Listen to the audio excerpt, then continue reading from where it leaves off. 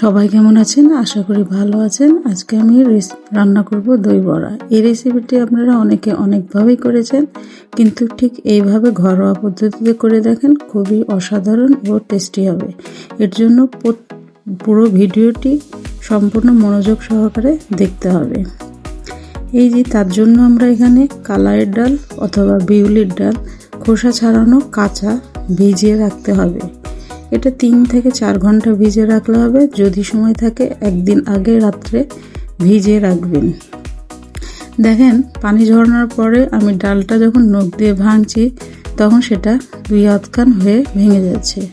ঠিক এইভাবেই বড়ার ডালটি ভিজাতে হবে। ডাল ভালো না ভিজানো হলে এটাই ভালো হবে না। আগের রাত্রে ভিজিয়ে রাখলে বড়াগুলো অত্যন্ত ফ্লাফি হবে। এর জন্য চেষ্টা করবেন বেশ কিছুক্ষণ আগে, না হলেও 4 থেকে 5 ঘন্টা আগে ভিজিয়ে রাখবেন।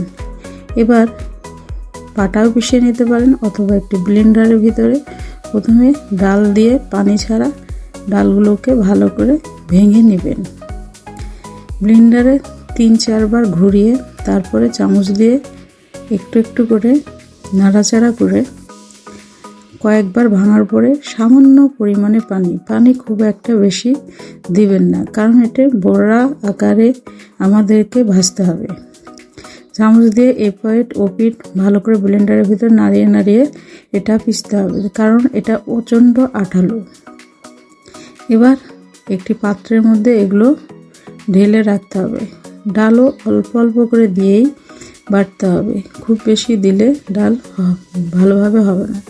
এখানে আমি এখানে 300 গ্রাম ডালের বড়া তৈরি করছি। তার জন্য 1 চা চামচ মহরি, 1 চা চামচ কাঁচা জিরা ও কাঁচা মহরি দিয়ে ভালো করে ফেটতে হবে। ফেটাটা এক অ্যাঙ্গেলে হতে হবে, এপিট ওপিট করে ফেললে হবে না।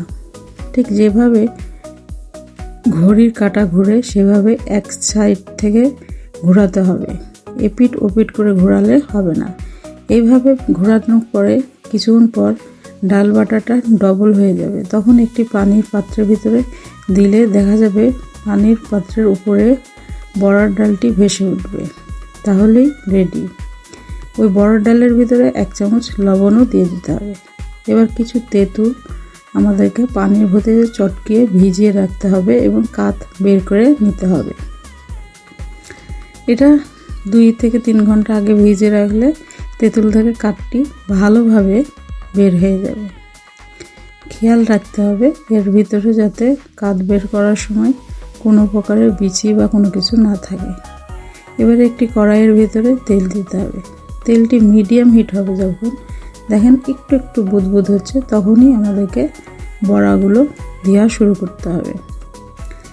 এই বড়াগুলো খুব বেশি হিটে দেওয়া যাবে না।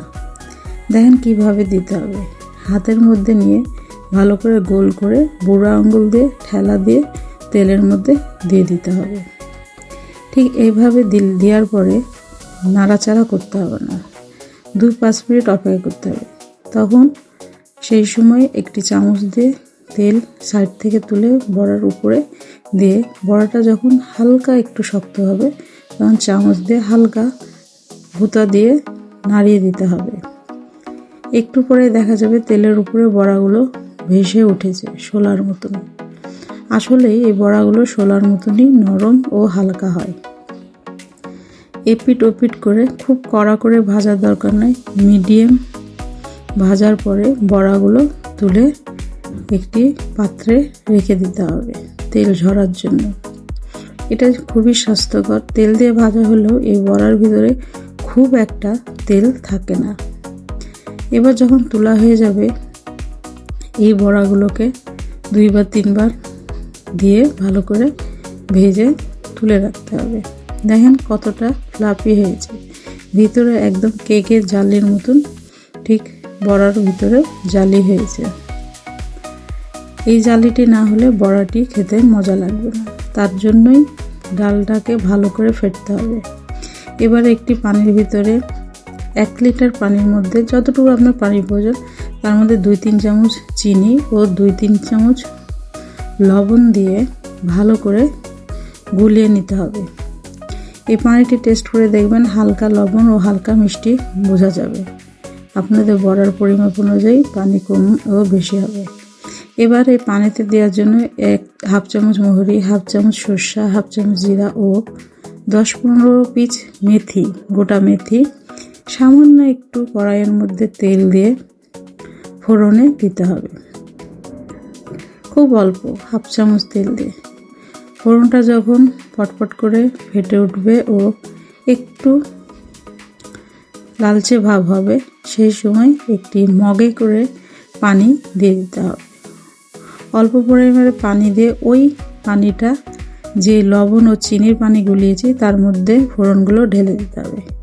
এখানে যদি আপনাদের বাসায় কারি পাতা থাকে তাহলেও এই ফোড়নের মধ্যে দিলে টেস্টি ও গন্ধ খুব সুন্দর হবে।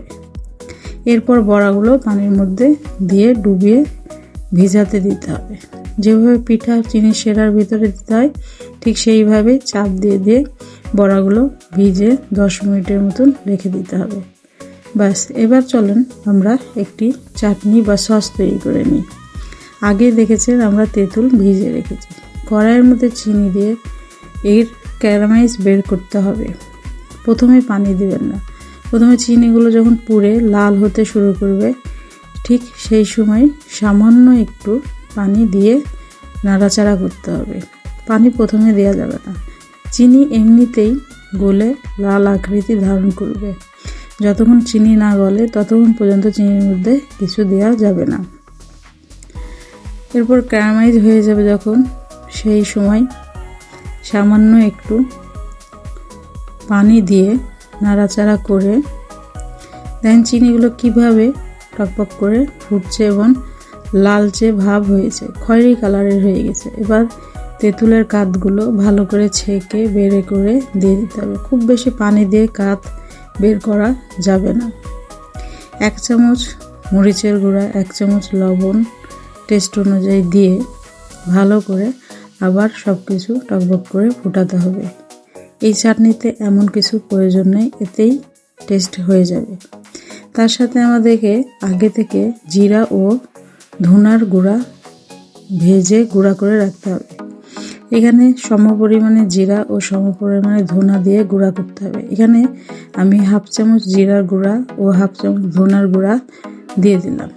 বাস, চাটনিটি ফুটে উঠলে এবং ঠিক মিডিয়াম থিকনেস, খুব গাঢ় হওয়ার দরকার নেই, নামিয়ে রাখতে হবে।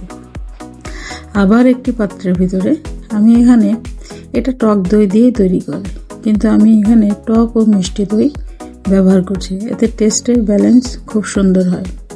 এখানে আমি 250 গ্রাম টক দই ও হাফ কেজি মিষ্টি দই নিয়েছি এবং ভালো করে টক ও মিষ্টি দইটি ফেটে একদম মিহি করে নিতে হবে। ঠিক ওই আগের জিরা ও ধনা ভাজার গুঁড়া ও একটু মরিচের গুঁড়া ও হাফ চামচ লবণ এই দইয়ের ভিতর দিয়ে দিতে হবে। আপনাদের ঝাল অনুযায়ী ঝাল দিবেন, খুব বেশি ঝাল দেওয়ার দরকার নেই। 1 চিমটি বিট লবণ বাসায় থাকলে দিলেও হবে, না দিলেও হবে। দিয়ে ভালো করে এটা ফেটে দইটি রেডি করতে হবে। পাতলা করার জন্য অল্প কিছু পানি দিতে পারেন, অথবা দই কিছুক্ষণ ফেটলেই অটোমেটিকলি পানি ছাড়ে। একটু সময় নিয়ে ফেটবেন যাতে দইয়ের মধ্যে কোনো ধরনের দানা না থাকে। এবার হাত দিয়ে নরমভাবে আস্তে আস্তে বড়াগুলো পানি থেকে চিপে একটি পাত্রের মধ্যে রেখে পরিবেশন করার জন্য একটি পাত্রের ভিতরে বড়াগুলো সাজিয়ে দই দিয়ে ঢেকে দিতে হবে। এমনভাবে ঢাকতে হবে যাতে বড়াগুলো আর উকি দিয়ে দেখতে না পারে। বাস, উপর থেকে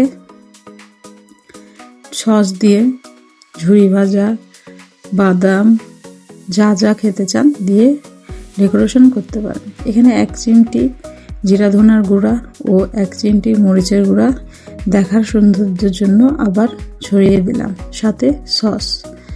এটা আপনাদের টেস্ট অনুযায়ী সাজিয়ে নেবেন। আর সাথে কিছু ঝুরি ভাজা ও বেদানার বিচি ছিটিয়ে নিলে আরও দেখতে সৌন্দর্য লাগবে।